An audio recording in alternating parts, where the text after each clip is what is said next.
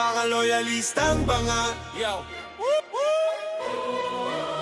Mga loyalistang bangag ay nahay sa propaganda.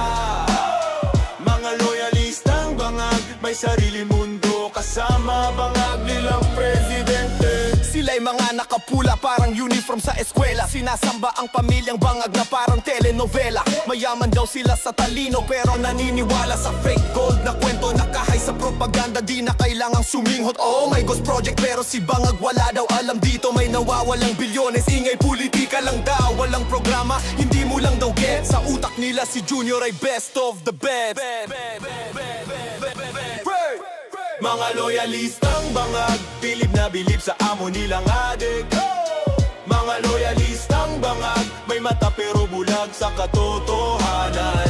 Mga loyalistang bangag, hay na hay sa propaganda.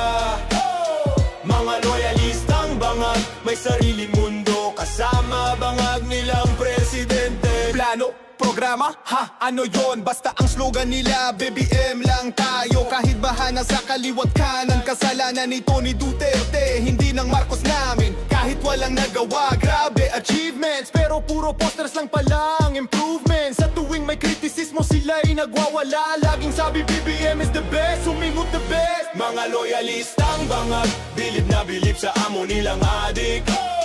Mga loyalistang bangag, may mata pero bulag sa katotohanan. Mga loyalistang bangag, hay na hay sa propaganda.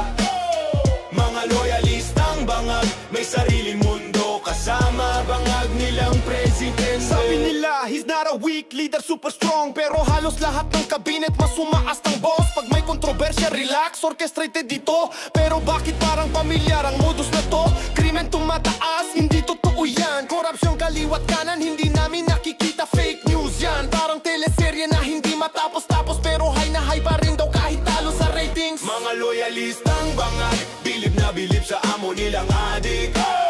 Mga loyalistang bangag, may mata pero bulag sa katotohanan. Mga loyalistang bangag, hay na hay sa propaganda.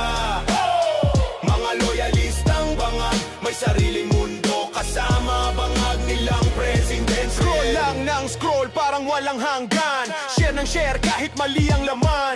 New golden era kahit dilim ang nakikita. May filter kasi ang mundo nila. Hashtag dito, hashtag doon. Pero bakit wala pa ring pagbabago ngayon? Mga loyalistang bangag, bilib na bilib sa amo nilang adik. Mga loyalistang bangag, may mata pero bulag sa katotohanan. Mga loyalistang bangag, hay na hay sa propaganda. Mga loyalistang bangag, may sariling mundo kasama bangag nilang presidente. Kung may kilala kang ganito, wag ka nang magulat. Sa social media sila nagkakalat, pero sa dulo iisa lang ang mensahe ng awit na rito. Magising na sana sila, mamulat sana ang kanilang mga mata. Wag puro bangag, sana'y lumiwanag din, para naman may pag-asa pa ang Pilipinas natin. Mga loyalistang bangag, bilib na bilib sa amo nilang adik. Mga loyalistang bangag, may mata pero bulag sa katotohanan. Mga loyalistang bangag, hay na hay sa propaganda.